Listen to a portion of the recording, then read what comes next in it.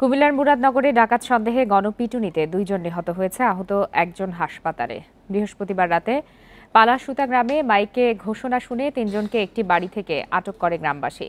গণপিটুনি দিলে ঘটনাস্থলে একজন ও হাসপাতালে নেয়ার পর আরও একজনের মৃত্যু হয়। পুলিশ সুপার জানান, তারা ডাকাত কিনা তদন্ত করা হচ্ছে।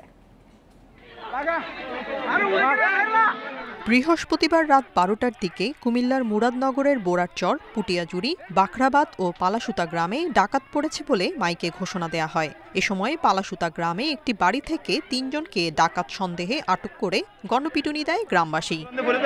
খবর পেয়ে গুরুতর আহত 3 জনকে উদ্ধার করে কুমিল্লা মেডিকেল কলেজ হাসপাতালে নিয়ে যায় পুলিশ।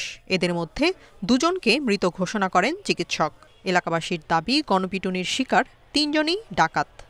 অন্য এলাকা থেকে দাওয়া খেয়া তো এখানে আসে কয়েকজন দেখে অন্য টিমগুলোকে আবার কি ইনফরমেশন করে সবাই আসে তাদেরকে ধরে। এরপর থেকে আসে কিন্তু চেষ্টা করে মানুষ সবাই মনে কইলাম না যে টিম করে রাখছে, টিম করার কারণে ঢুকতে পারে না। আতঙ্ক সৃষ্টি করার জন্য একটা চক্র তৈরি হচ্ছে, সেটা আমিও নিজে অনুভব করে বলতে পারতেছি না। গণপিটুনির শিকার ডাকাতের দাবি, রাজমিস্ত্রির কাজের খোঁজে ওই গ্রামে গিয়েছিলেন তারা। সরল মনে গেলাম, এখন এরা নিয়ে আমার এই অবস্থা করছে, লোক দিয়ে আমার পিটাইয়া ডাকাত বললে আমার পিটাইয়া অবস্থা করছে। ঘটনাস্থল পরিদর্শন করে পুলিশ সুপার জানান, অভিযুক্তদের রেকর্ড খতিয়ে দেখা হচ্ছে। তদন্তের পর নিশ্চিত হওয়া যাবে তারা ডাকাত কিনা।